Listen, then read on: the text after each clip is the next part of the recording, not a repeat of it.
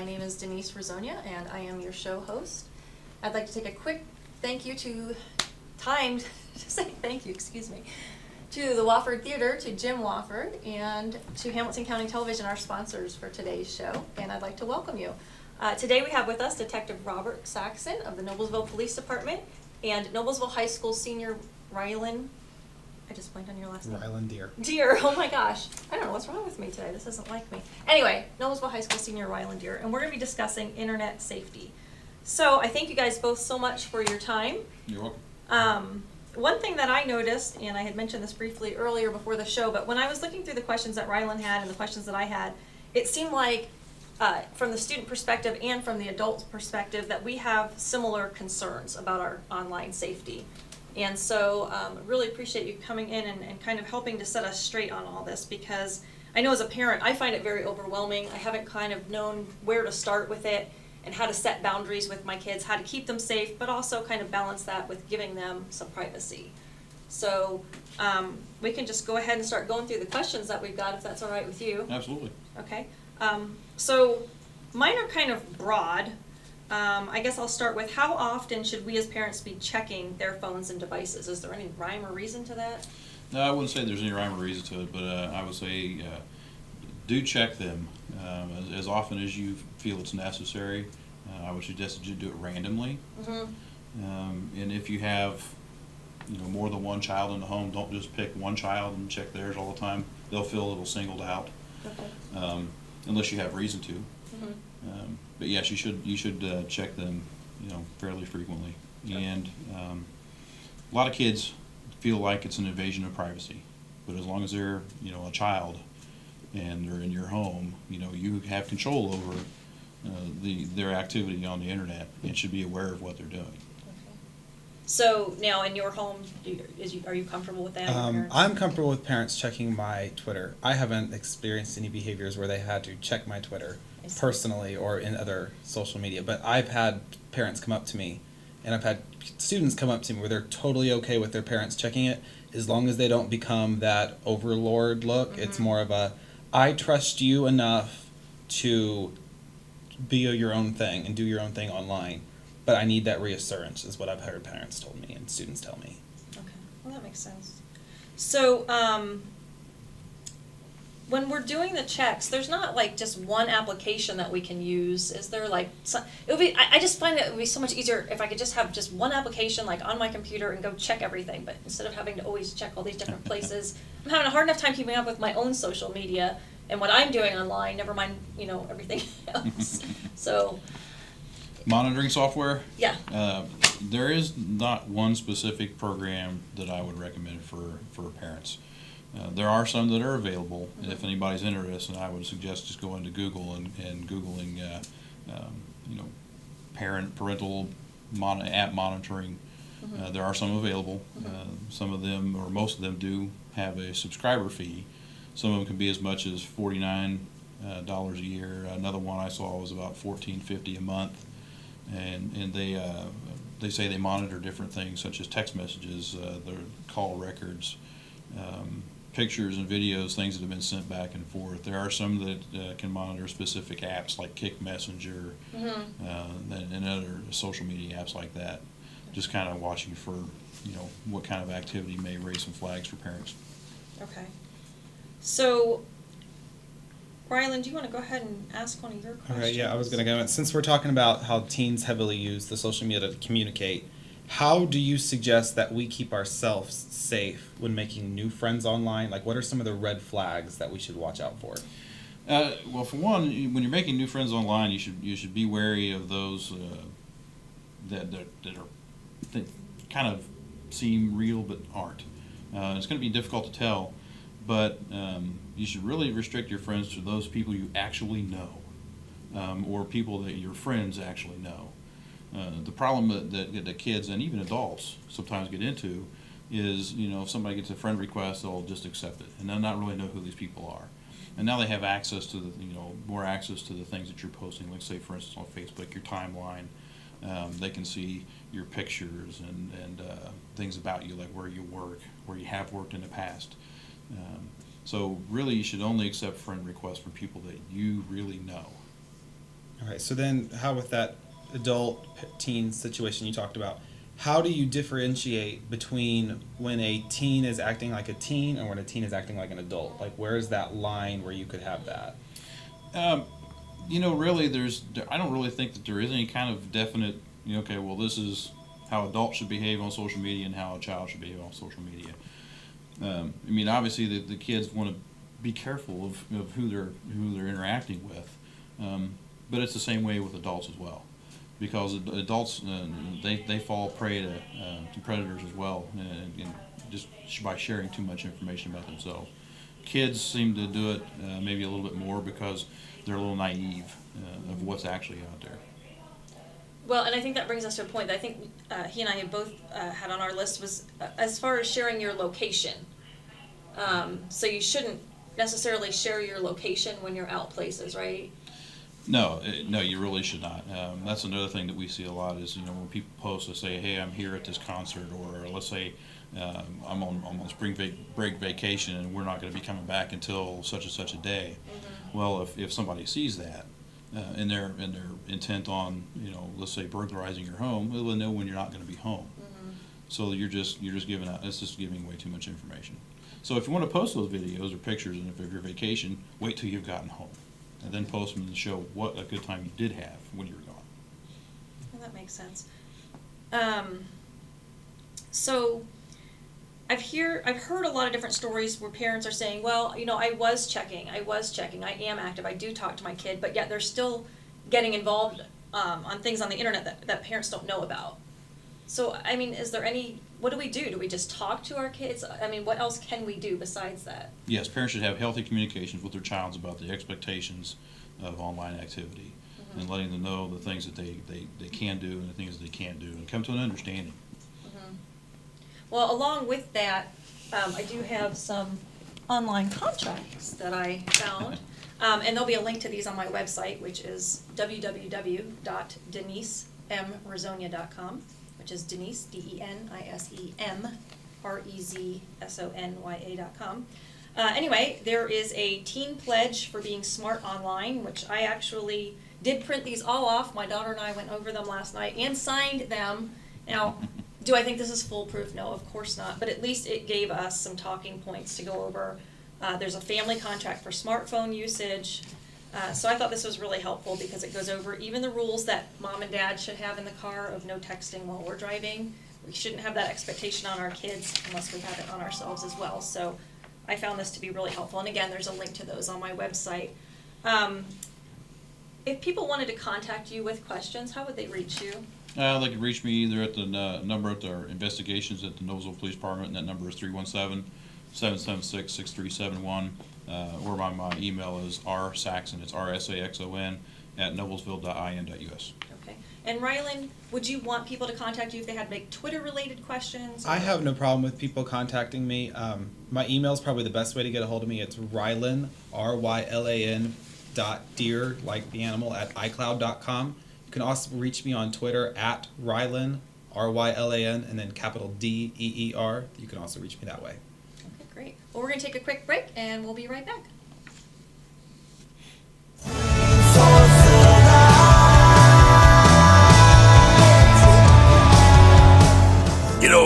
When Margaret and I decided to sell the old estate here, we had only one choice in signage: Logan Street signs and banners. Conveniently not located on Logan Street anymore, but rather located on 10th Street on the south side of Noblesville. Well, we sold the old beauty, and we were able to buy this wonderful estate. And we had so much money left over, I was able to buy this beautiful 1968 Eldorado Cadillac for Margaret. Only 472,000 miles. Margaret loves it because it's got those big seats and that heavy-duty suspension to support her svelte frame. Next time you're looking for signs or banners, call old Jim at Logan Street Signs and Banners, 773-7200. Conveniently not located on Logan Street anymore. Everyone knows it's easy to find first-run movies in the big theaters. But where can you go to watch your favorite classic movies on the big screen for the perfect night out? Why rent a flick when you can rent the entire theater?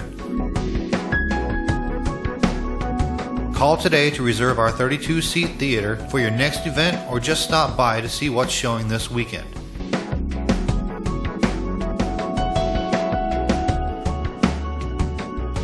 The 14 by 7 foot screen and the high quality digital surround sound system offers all the amenities you would expect from the big theaters with a laid back atmosphere and comfortable seating of your own home. Wofford Theater at 1744 South 10th Street in Noblesville gives you the classic movies you want with a big theater experience.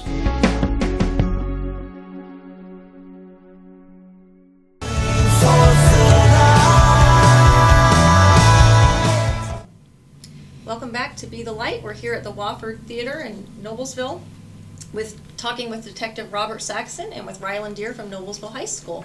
So welcome back, and we'd like to thank our show sponsor, Jim Wofford, the Wofford Theater, and Hamilton County Television for having us on today. So I think we'd like to maybe kind of switch gears a little bit here and just get a little more in depth on some of the social media that our kids are using. Again, my daughter is getting close to that teenage line there, so she is using Instagram primarily. I hear the kids that age are using Snapchat. I haven't seen a whole lot of them on Twitter. I know like the high schoolers seem to be more on Twitter. But what is all this stuff? I can't make sense of it. There are countless apps that people can use to connect with each other and meet people that are basically strangers. Some of the most popular ones are Kick Messenger, another app called Uvu, WhatsApp, Skype, which has been around for quite a while, which is quite similar to, like, if anyone has an Apple device, is very, quite similar to FaceTime. Some of the micro-blogging apps that are used are like Instagram, which they can use that to post photos and videos and have people that specifically follow them, that they can see what they're doing in their life. Twitter is another one that's obviously very popular. Everybody's heard about Twitter. Just microblogs, there's 140 character messages you can send out. They can also share pictures and videos on that as well. Some other apps to watch out for. There's something called Burn Note, which is basically it's just a texting app.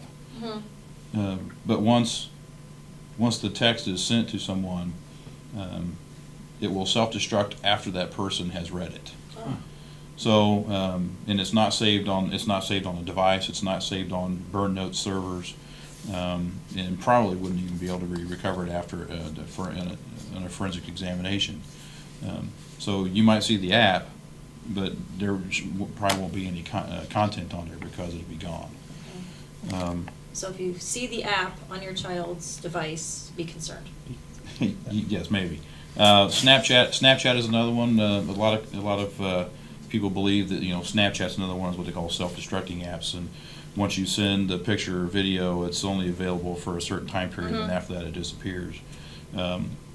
People will share inappropriate content on those, but then within the time it's on there, it's easy to take a screenshot of what you sent, and now it's no longer, it hasn't destructed. It's still out there, and it can be sent to anyone. Okay. And so that's a point, I think, well, I mean adults, but young people too, I think really need to understand that just because you think you shared it with this person, you didn't necessarily just share it with that one person or that group of people. Exactly. A lot of people don't realize that there are a lot of programs on the computers. If you're using a particular app, say for instance Skype, that can be done on a Windows PC or even a Mac. And while you are doing this video chat, if you're doing anything inappropriate and you think it's only between you and that person, well, that person can have software that is actually recording everything that's going on their screen. Wow. And then they have that for however long they want it, and they can send it wherever they want. That's one other way that children victimize themselves by doing that kind of, participating in that kind of activity. Now that person may have saved this picture or video, and then they can send it to whoever they want. I see. Okay. And as far as it leaving a digital footprint, how does all that work? I mean, if it's gone, is it gone, or is it still there? Well, it depends. Well, like for instance, Snapchat. I mean, once we might be able to see that there was activity but we won't be able to get the content. This is kind of like if it's video, it's streaming video. It's not saved on the phone. It's not saved in a Snapchat server. Could be saved on the other end if the person is taking screenshots of it. But you just have to be very careful what you're doing. And then speaking of that digital footprint, a lot of the teens now, mainly the high schoolers, are getting more and more aware that future employers or colleges that we're looking at are checking our social media. So how would you suggest that we keep a clean profile? Or what are some steps that we could do to make sure that we are still able to be a teenager while we post, but there's still that respect and responsibility behind it as well? Well, obviously, I mean, I'm gonna advocate that kids shouldn't do anything illegal. Period. Because if they do, guaranteed somebody's going to have a camera or video around. And you may not post it, but somebody else may. And then if they tag you in that, then that may show up. So you just have to be careful of your behavior and just watch what you post. Because that is correct. A lot of employers are going back and they're looking at people's social media. And I don't know how many people that have been turned down for employment, but I'm sure there are a lot. So just don't put anything on there that's questionable behavior. That's a great point. So what about privacy settings? We had been talking a little bit about this before. I know Instagram has a privacy setting. I also understand that there's some, it's tied into your GPS, so you should go in and turn a setting off so that people aren't tracking you while you're posting pictures that you're at a party or whatever. A lot of the social media now, when you upload a picture, the data that's saved along with the picture was called metadata, which could include your GPS location, the date and time when the picture was taken, even what kind of a camera was used to take the picture, even the exposure limits, and all kind of material is saved on those. Most social media, they scrub that data off of there. However, years ago, they didn't do that. And people would, if you post a picture on Facebook, if you did it from your phone and you had the location service turned on for your camera, then somebody could see, exactly on a map where that picture was taken. But fortunately, they've caught up to that stuff and they scrub that data. However, not all services do that. Some photo sharing services, they don't scrub that data, and somebody still may be able to get the GPS location. So if you're going to take pictures and post them online, you can actually go, if you have them on your computer, you can actually save that photo without that data on there, and then post it to certain services if you want. Okay, so basically, for privacy reasons, don't post your location. Go in and check and see if the app or the program has privacy settings. And we do think Twitter does have some. You're an expert on Twitter. Do you know? Do we have privacy settings? There is a privacy setting on Twitter. It enables you to make your account private so that anybody that tries to follow you, you have to approve of that. Okay. And then anybody you follow, it sends them a notification that you're following them. That part is standard. I know of a lot of parents that are using it for their teens, and I would recommend that if they're under the 13 bubble, if they're the younger teens. I had a question for you about that because it just came in my head. You have the older juniors and seniors that are in high school that are using social media, specifically Twitter, to network themselves. So when you talk about privacy settings, would that apply to them, or is that where they have to have some common knowledge and some common sense to them to apply their own privacy setting? As far as networking with friends or? Possible new professors at colleges, possible future employers, say they're working on a project that would involve another professional's help. Would you make it so that their accounts are private? Would you suggest that? Or would you suggest that they have to have that common knowledge to be able to filter out this guy's a phony, this guy's legit? Well, I don't know how to tell people to know whether somebody's phony or legitimate. Because I could go onto Facebook and pull up profiles, and I really don't have any way of knowing. So it's really, by personal preference. I mean, if they want to keep their stuff as being public, then they have every right to do so. They just have to be wary about, who they're connecting with and what information they share with that person. All right, well, we're going to take a quick break, and we'll be right back.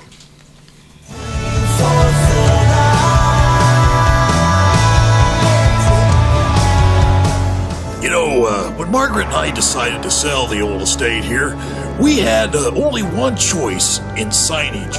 Logan Street signs and banners. Conveniently not located on Logan Street anymore, but rather located on 10th Street on the south side of Noblesville. Well, we sold the old beauty, and we were able to buy this wonderful estate. And we had so much money left over, I was able to buy this beautiful 1968 Eldorado Cadillac for Margaret. Only 472,000 miles. Margaret loves it because it's got those big seats and that heavy-duty suspension to support her svelte frame. Next time you're looking for signs or banners, call old Jim at Logan Street Signs and Banners, 773-7200. Conveniently not located on Logan Street anymore. Everyone knows it's easy to find first-run movies in the big theaters. But where can you go to watch your favorite classic movies on the big screen for the perfect night out? Why rent a flick when you can rent the entire theater? Call today to reserve our 32-seat theater for your next event, or just stop by to see what's showing this weekend.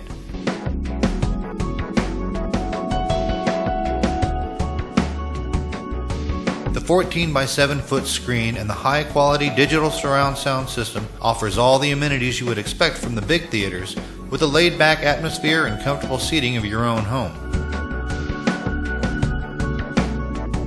Wofford Theater at 1744 South 10th Street in Noblesville gives you the classic movies you want with a big theater experience.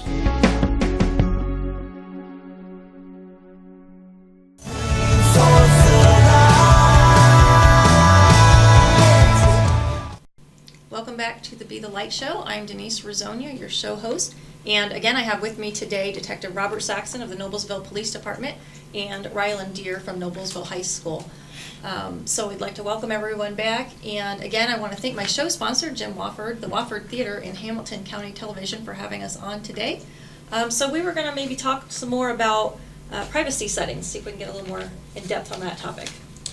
Privacy settings, let's say for instance on an iOS device, which is an Apple, be it an iPhone or an iPad. Mm-hmm. Parents should in cases make use of the parental restrictions on those devices. It can keep your kid. I mean, you can actually lock them out of using the camera. You can lock them out of downloading apps.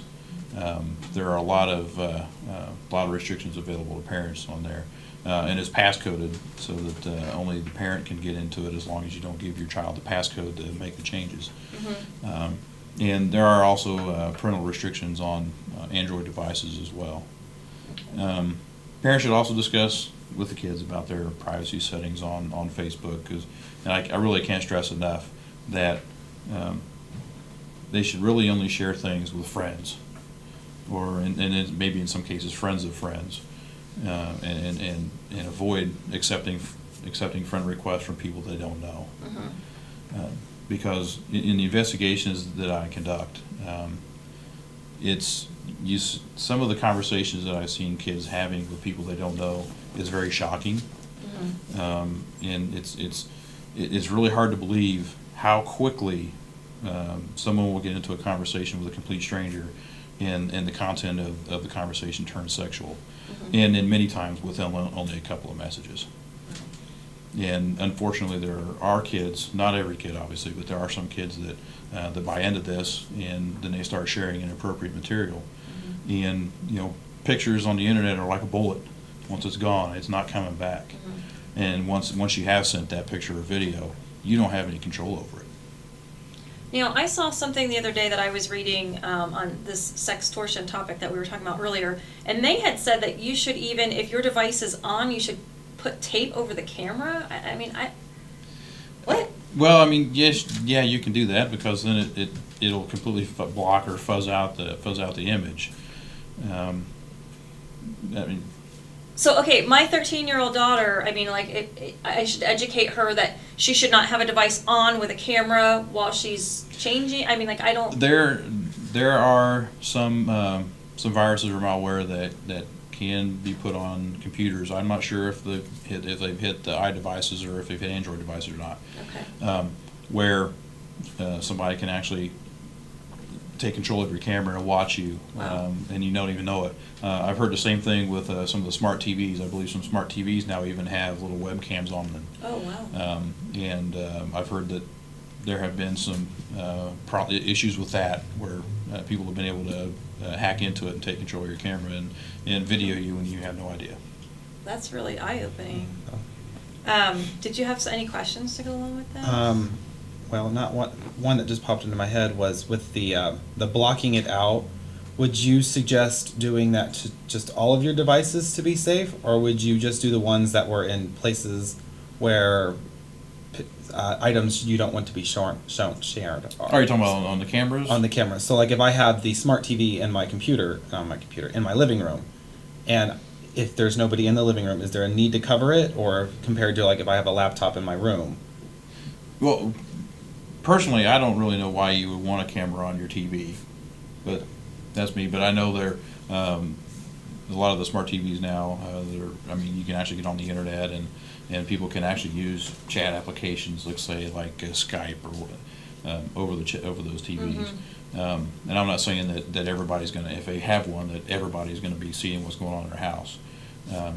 But people should do research on that and make sure that their system is secure, and hopefully they won't get hacked and have that problem. So it seems like the underlying theme in this whole discussion and in this whole topic is going to be education. It's do some research, do some homework, and communicate. What other tips? I mean, obviously we talked about privacy settings quite a bit. What else? You just keep track of what your kids are doing. I mean, you don't have to look over their shoulder 24/7 because we know we can't do that anyway. Right.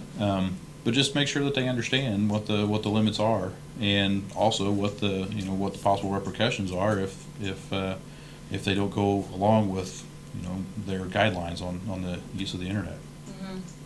So now, from your perspective, what else could parents be doing or should be doing? When I had my Twitter 101 class, I recommended to all of the parents that were in the room just to follow their students on Twitter, and then I taught them how to trick their kids into showing them what Twitter was and showing them what their accounts look like. Is most of the parents, since they don't have a Twitter set up, ask your student to help you set up a Twitter, because then you're going to learn what they're doing on Twitter, and then you'll be able to find their account and what they're doing on Twitter, and that way you can monitor them that way. And I did the same thing with Instagram with my daughter. I hadn't heard of any of this stuff, so I had the same. I asked her to show me how to use it. Now, I think almost went to the extreme, though, at the beginning of all of this social media stuff, and actually logged in as my daughter when she first had it, which she was aware of, so that I could have a feel for what the other kids were posting, how, just, because, I feel like we're inundated with so much different information, and we're hearing all these different things, cyberbullying and all this different stuff, so I wanted to see what was actually going on myself through my daughter's eyes. And I will say it was kind of enlightening to me to see, kids, even on the social media, it was not quite what I expected. I mean, it was supposed to be fun, but it was getting into other subjects that I didn't think 12-year-olds really needed to be starting to delve into yet. So at least it did open discussions for us, but then I backed it off and went kind of to your point where I'm her follower, so I see her pictures, but then I don't necessarily see what the other girls are doing. But yeah, because unfortunately, a lot the kids they are exposed or can be easily exposed to very inappropriate content like pornography, hate speech. There's also violence. They also can get they see a lot of risky and illegal behaviors on YouTube. The parents should educate themselves or be familiar with the devices that the kids are using. Make sure they understand the computers, the iPads, the Android devices, their smartphones.